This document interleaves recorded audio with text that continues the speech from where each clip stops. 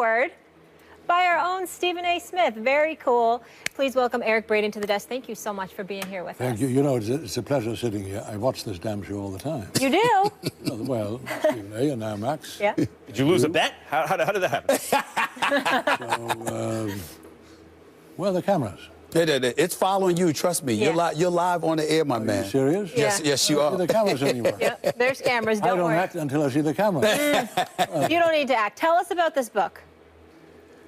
That book is written from the heart, Okay. you know, and covers my long history growing up in wartime Germany under the bombs.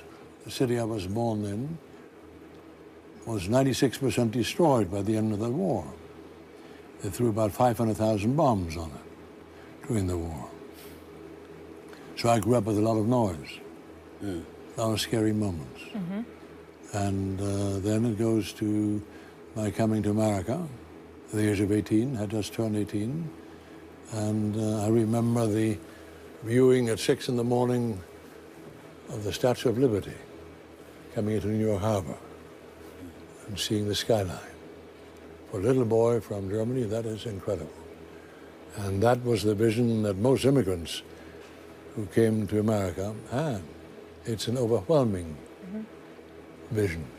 What made you write this book now? I've been prevailed upon by a number of writers who had interviewed me and my family, and my age, I'm 49 now. And so one thing led to the other. I have very strong political views, as you know, Yes. but I didn't get into that too much in the book because you offend too many people if you do. I love sports. I'd won the German Youth Championship in discus and javelin and shot put before I came to America, and then won the U.S. Championship in soccer in 1973. And I love American sports. Love football, basketball, track and field, love boxing, your bailiwick, and love to listen to you rant and rave about all kinds of people. Love it. You have an eloquence, both of you. So eloquent. I mean, you never miss a beat. That is incredible. I got to give you kudos for that. You know, you're a bad man. Oh. I'm gonna roll with that, Max. I'm gonna roll with that. Max, I'm gonna take that. I'm gonna take that, Max. I'm gonna take it. And I understand you were a Lakers fan. Why were? Do I need to explain that? Yes. You do. When Jerry Buss was there, the Lakers were, you all know that, Yeah. wonderful team. And then the mythical father died. And then the old Greek mythological story of the son trying to undo the father. And what he did stupidly is throw out all the people who were associated with Jerry Buss, with the father. Magic was gone, Jerry Buss was gone. None of them were consulted because little boy had been hurt by them. He had been ignored by them. So he is taking revenge, I think, on the success of the father. What culpability does the father have here, though? Because, I say this because, I was just in L.A. doing a radio show, largely about the Lakers, for almost 6 years. He left his dying wish, and the way he structured the team was that Jim, his son, would be in charge of the personnel decisions and Jeannie the business. And in order for the Lakers to succeed going forward, those two would have to have a relationship where they communicated with one another. Almost as though, look, here's the franchise and this should keep the family together. But in so doing, because they haven't been communicating, the franchise sunk. And it's essentially tragic. In other words, I understand the father's wish to bequeath all of what he has accomplished onto his son. And I sort of understand, I guess, the father's desire to say, to hell with all of that, I make my own mark. And he has made it disastrously. So the point is that one is no longer interested in the Lakers. I couldn't care less. Don't care anymore. That's sad. Let me ask you this. Yeah. How do you feel about the fact that Jeannie Buss has decided to now bring back Magic Johnson as a consultant? And do you wish Phil Jackson was back there in any capacity? To be frank with you, I do indeed. Phil? Phil should be back. Oh. Why shouldn't he? In what capacity? I know that you, obviously, because of his experience with the Knicks, don't have too high of an opinion of As an what he executive, has done. not as the an coach. executive. He's a great coach. He should be a coach. He should be a coach. Okay. Smoke a joint or two and sit on the bench and, you know, be a coach. What the hell? So, you understand? Hey, man. You understand? So, that would be wonderful. And Jeannie should be in charge. That's my opinion. Do you like the fact that Magic Johnson is back as a consultant? Wonderful. Absolutely wonderful. Wonderful. See, as a That man consultant, brings such light and energy into any organization. Wonderful. but as a consultant, I wish he was more empowered, is what I'm trying to say. I don't know if him being a consultant does anything for the Lakers. Well, what else could he be? The GM? Yeah, I'd say I wish he gave him control of basketball operations. But aren't you worried? Does he want that job? That's a good question. Aren't you worried, even with Phil Jackson back as a coach, that the league has changed so much as a result of rules changes and a new style of play, the spread, pick and roll style of play? Even when the Lakers went back to back most recently, there was some triangle, but there was a lot of pick and roll, that maybe the game has, the style of play has passed Phil by? I don't know enough about the subtleties of basketball. All I can tell you is that Phil Jackson came back, Magic came back in one capacity or another. That would uplift LA enormously. Even if Phil Jackson was not that good of a coach anymore, who knows? I don't know. Do you know? That Phil Jackson can't coach it? Has the game changed that much? It has changed a bit, yes. It has changed. I see. The style of play has changed a lot, and Phil's ideas aren't so efficient anymore, it seems. So, and Phil's allergic to coaching a team where he has to where he's devoid of a superstar. He doesn't want any parts of that. Yes. You got to have at least one superstar for him to want the job. You're talking about Michael Jordan and Kobe. Later on Kobe and all that. That's right. I see. Well, but doesn't that apply to almost any coach? Speaking You of, want to be successful Go ahead. in sports, you need to have a good coach, but the coach needs to have damn good players. I don't care who you are. If you have mediocre players, you can't go very far. That's all. Speaking of damn good players and superstars and super teams, Yes. Kevin Durant joining the Warriors. Are you with your friend over here that that was the weakest move he's ever seen? By a superstar. You're on the record, Eric. Would you want to live in Cameras Oklahoma are City? running. No. Would you want to live in Oklahoma? No. Well, then, would you rather live on the West Coast? I'm not talking Where about the sun that. shines all the time? Well, He could have Part went a of the few places. equation. He could have went to San Antonio. He could have gone He to could have went LA. to Miami. Could have He gone could have went to LA. LA. That's right. He could have went. He could have went several places. he should have gone to L.A. Which And one? Jim, Which LA Jim team? Buss should have exited as Durant came in. So he should have went to the Lakers, not the Clippers. No, not the Clippers. Why not? I don't like the Clippers. Well, what's wrong with the Clippers? The Clippers are very good. I don't like them. They're much they better This are- man is Lakers. correct. He has impeccable They taste. are, Go they ahead. are interlopers in L.A. Right. I have never really, couldn't stand the original owner, couldn't stand him. Sterling, was that his name? Yeah, Yes. Donald Sterling. Couldn't stand the guy. Me neither. And I'm an old Laker fan. I've watched the Lakers since 1962. When Chick Hearns was sitting there at a wooden table in the old sports arena, commenting on the game. What is, given the fact that there's some apathy about the Lakers now in LA generally, what excites you most about it? I see that you're a careful observer about sports before we even went on air. You were making astute observations about boxing. What right now in all of sports excites you the most, interests you the most? That's a hell of a question. I want to see Mayweather fight McGregor. Really? Yeah, You want to see that? Yes. But I do that's an too. exhibition. No, it's That's not. right. No. Let me tell you something. I have enormous respect for boxers. Done it myself. I box in the ghetto gyms of LA on 78th and Hoover. It doesn't exist anymore. 108th and Broadway. Bill Slayton was the owner of that gym, and Kenny Norton used to work out there, and Michael Dokes and all those people. Yeah. Have enormous respect for boxing. Unbelievable, deep respect. But UFC, that's another dimension. So you mean compete in a ring or the octagon? The octagon. Well, No. never Well, chance the in the ring, wait octagon. a minute. McGregor is not just going to box him. Oh, Well, then I mean, Mayweather has no no, shot. one second. If he boxes him, that's a joke. Right, right. He needs to go boom. But isn't it equally a Dive joke under. if they are in the octagon? That's It right. favors Why would you McGregor want by the same Mayweather in an margin. octagon? That's very unfair. You want to put him in a That's very triangle? Well, why would you want McGregor in a ring? for Because he heaven's sake? thinks Oh, he can Stephen beat A. Mayweather. What? He thinks all he has to do is catch catch Mayweather, and Mayweather will fall. Mayweather knows there's nowhere on earth he needs to be in an octagon with McGregor, but McGregor thinks he can step in a boxing ring against Mayweather. That's ridiculous. I agree.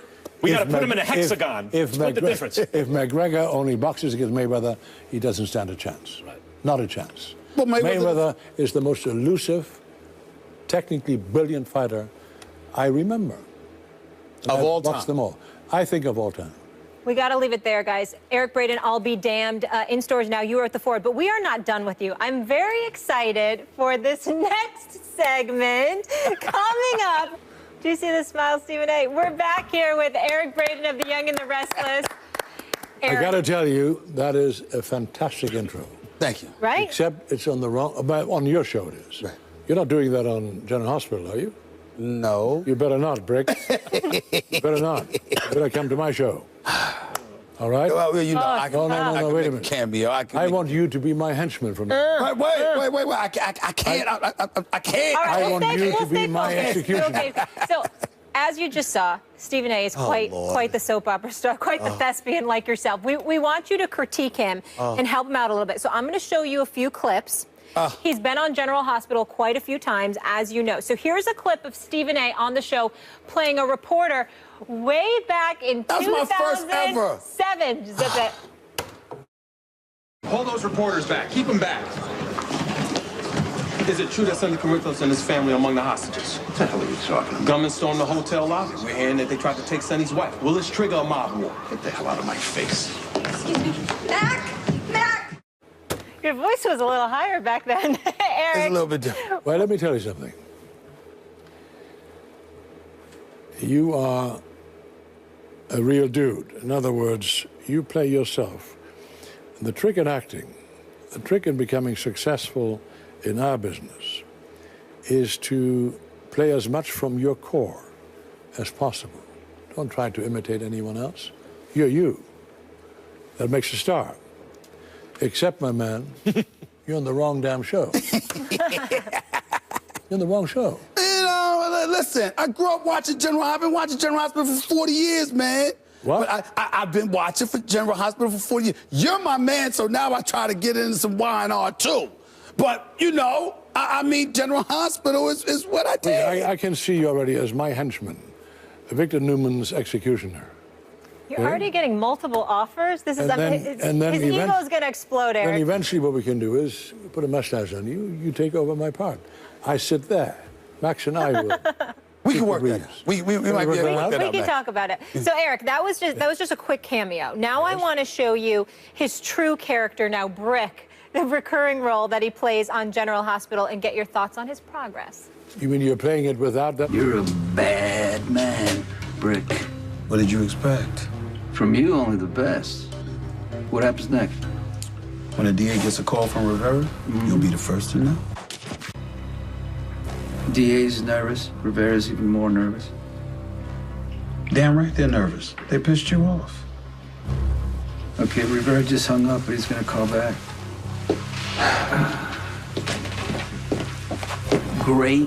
Great job. Always a pleasure, Sonny. Always a pleasure. You know, I wanted to make fun of this. I can't. You're good. You are good. I got to tell you. And you're also playing with a very good actor. Maurice Bernard is a wonderful actor. So, but you're good. You're real. The biggest trick in our business is to be real as you can be, given the phony parameters within which we work. That's tough, you know? So, get on the Greyhound bus and come out to L.A. Well, we definitely entertained coming out to L.A. for different reasons, but I definitely squeezed in, an opportunity to moonlight, as a soap opera dude. That wouldn't bother me at all. I put in extra work. We may have to be, first take basis, we have to be in L.A. half the month or something we like might that. need to support you. I think so. Through the moral winter. support. I think so. Maybe we should just be in L.A. January through April or something like snowbirds, that. yeah. All joking aside, I'm impressed. I really am. One more for you. Yes? One more. So our final clip, this is from last week, and it got a little heated between Brick and some other henchmen. Check it out. All you got to do is point and listen. The infrared beam will pick up just about everything else. Almost everything, though, right? Didn't I just say that? I said almost everything. You can't understand the difference. Oh, my bad. I was just trying to, you know, find out its limitations for me and my partner, that's all. But it does need a window, right? I was getting to that. Yes, it needs a window to work. Put that down. They taped our morning meeting. That was Billy Miller in the background. Yes. He came from our show. He's a wonderful actor as well. Yeah. You're surrounded by good people. Yeah. But it ain't Young and Restless. So you're still in the wrong place. Well, listen, here's the way I look at it. Maurice Bernard, fabulous actor. Plays Sonny Corinthos on General Hospital for decades. He's phenomenal. And you're my guy. You're the best. I mean, I got the two best soap opera actors and arguably in American history. Looking out for them, brother. I think I got a chance. And wait, you're on again today, right? Yes, I am. Today. I'm on General Hospital again today. This is getting sickening. I know. It's got to be over. It's getting ridiculous. Why now, for heaven's sake, are you kidding me? This is ridiculous. What show is that? Oh, stop it. Stop it. Stop it. Eric. Competition makes the world go round. That's right. Speaking of sickening, I know we mentioned that you were a Lakers fan, kind of had to jump off because of what we discussed. Is that the same for the Cowboys, I'm being told? I remember the Cowboys, Landry, Roger Staubach. Those were the Cowboys, you know? Yes. And I have a feeling, as much as I admire Jerry Jones for having created this enormous empire, which he has, he should stay the hell out of coaching. I have a feeling that he probably still comes to the sidelines and tells that carrot top, yes, as you call him, what to do. That's bad. That's not right. Probably calls him now. Probably calls him as opposed to going down to the sideline. Probably calls him. But isn't that the reason that Jimmy Johnson left the Yes. Cowboys? Ego conflict. Precisely. You went carrot top. That's when things go awry. Can't do that. Look at the Lakers. Can't do that. Jerry Jones, enjoy your wealth, enjoy that magnificent stadium, enjoy all the fans you have all around the world, and just stay out of coaching. And what you're saying is that the Young and the Restless, there aren't these kind of ego conflicts like at General Hospital. Is that your point? Are you kidding me? Are you kidding me? I have been blessed to have been on a hell of a show for the last 37 years. That is unheard of in this business, and surrounded by wonderful actors. Melody Thomas Scott, Peter Bergman, Eileen Davidson, Joshua Morrow, who knows a lot about sports. That guy knows a lot about, you should have him on the show. A lot about sports. Great actors. Christophe St. John, wonderful actor, Braeden James, etc. So, been very lucky. Wow. You talk about a hell of a show. How about a hell of a story, which I can't wait to read your book. I didn't know any about that growing up in Germany and that noise and how that's probably impacts you in terms of your success today. I was honored when he had me do the foreword for his book. I've known him for years. You're a wonderful friend. I appreciate so much of